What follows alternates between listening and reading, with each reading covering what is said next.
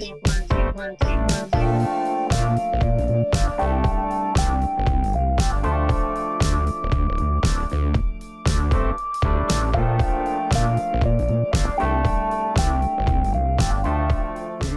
my dear friends. This is Daisuke, and I very much hope that this video finds you well and in very good spirits wherever you are in the world.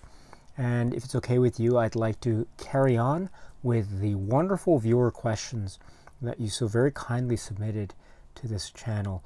You so very kindly submitted to this channel a few months back. And once again, my warmest regards, deepest appreciation to you all. Thank you so much for this. This brings us to the next question, which is from Jaser F. And I hope I got the pronunciation right. If not, please forgive me. But Jaser F, thank you very much for this. And you say, greetings from Saudi Arabia. What's your thoughts on Paul Thomas Anderson's filmography and style? Is he one of your favorite directors in recent years? So thank you so much for this greetings, and also for this question about PTA, about Paul Thomas Anderson. Much appreciated, my dear friend, much appreciated. And so I can say that I haven't spoken, I think, about Paul Thomas Anderson's work to any great detail or extent. And that's another failing of mine in this particular channel, so please accept my apologies for that. But I should maybe therefore take this opportunity to say that I'm a big fan. I'm a big fan of his work. I have been, I think, a very, I remember the early excitement that was in the air with his film Hard Eight, and there was so much buzz about this film when it was released. It was a really intriguing work that I was able to catch up with. And then, of course, that came afterwards. The film that came after that was Boogie Nights. And so that had a huge impact, a really huge impact. And it was a really, I think, a very, in many ways, it was a story about a type of family or surrogate family, and with a really fantastic performance by Burt Reynolds in that. So, and then the film Magnolia. I must say that when that film was released, I saw that in the theater so many times. I was captivated by that. And I remember my mother, who also saw that when she was still alive, and one of the lines in that film that she absolutely adored was the line by Tom Cruise when he's asked, "What are you doing?" And it's this beautifully slow close-up, slow zoom in on his face. He says, "What am I doing?" He says, "I'm quietly judging you." I hope I got that line right, but my memory is failing me on a daily basis, so if I got the line wrong, please forgive me. But it's a very key moment in the film Magnolia. I love that film. I think that was such an overwhelming experience. As I say, I went to see it so many times in the theater. I was mesmerized by the twists and turns and this type of huge landscape of character. It was very much in keeping with Boogie Nights in terms of the way, how many characters there were. But this was like Robert Altman, and therefore we also know the type of almost maybe almost the thematic connections that can be had between the works of Paul Thomas Anderson and Robert Altman. And we really saw it, I think, on the fore in Magnolia, but in this very unique way that became almost a type of trademark of the artistry of Paul Thomas Anderson. So I must say, too, as a very important side note to this, is that I became so transfixed by Amy Mann's songs in Magnolia. And even to this day, I listen to those songs. What a great collection.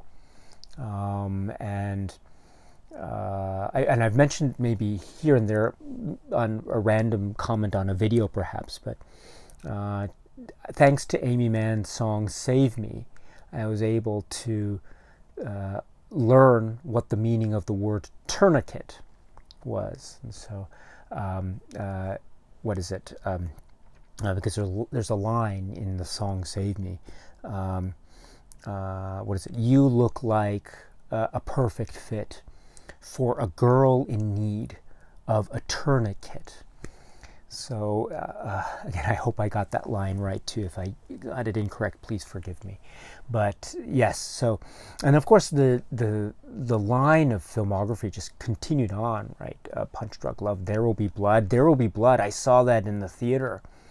Wow, what an amazing experience that was. There was a type of chill in the air, if I recall, in the movie theater. It was utterly, chillingly hypnotic. How that film just came into fruition, it came into being before our very eyes. And so I was like the other people in the audience that day. I was just in awe, and I was seeing something that maybe at the time I wasn't really used to, which was the idea of a hero and a villain personified in the same character. And then you're not sure what mode of character he's in a given moment of the film, which is, I think, one of the great complex strengths of the Daniel Day-Lewis performance in that film. So There Will Be Blood. And I think there's a similar type of nuanced complexity and a type of chill in the air as well with another great work that came later called The Master. And I think also in Phantom Thread as well, there's just a type of perfectly applied sense of imbalance, a sense of something's not quite right, but it's portrayed in this really perfectly captured air of controlled art. I don't know if I've expressed that well. There are many other better ways to express the power of Paul Thomas Anderson's artistry than how I've just done so. So again, please accept my apologies. Oh, Inherent Vice. Wow, I love that film too, Inherent Vice. What a great work. And also, speaking of Paul Thomas Anderson, this is great timing too, because very recently, in fact, a few days ago, from the making of this video, there was, I think, released publicly the trailer for his upcoming work, Licorice Pizza. So that is a wonderful one. I don't want to spoil it for anyone who hasn't seen the trailer, but there are a number of delights and surprises in that. So, and I saw it, and wow, that looks very exciting indeed. So this is, I think, a great filmmaker who has so much energy and art and power. And as I say, there's a certain control that he has in order to show us, I think, a lot of the chaos.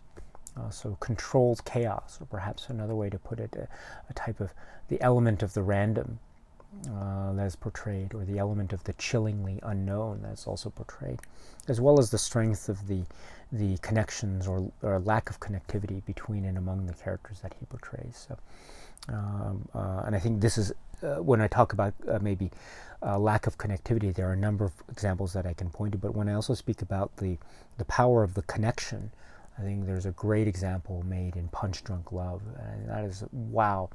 When we're talking about a sense of controlled chaos that leads to the optimism of the endeavor of human connection. What a film that is to have as an example in one's filmography. Wow indeed. Wow. So anyway, thank you so much for the wonderful question. And I apologize if my comments are not satisfactory, so please forgive me. But thank you very much for your enthusiasm for the works of Paul Thomas Anderson. Do you have a favorite? And also, I extend this question to everyone else who may be watching. How do you feel about the works of Paul Thomas Anderson? Please feel free to let us know in the comment section below. Okay, my friends, so that's it for now. And so until we meet again, please be happy and healthy and well. And please keep on watching a lot of great, great movies. Thank you so much, as always, for your time. I very, very much appreciate it. Stay strong, stay safe, and cheers.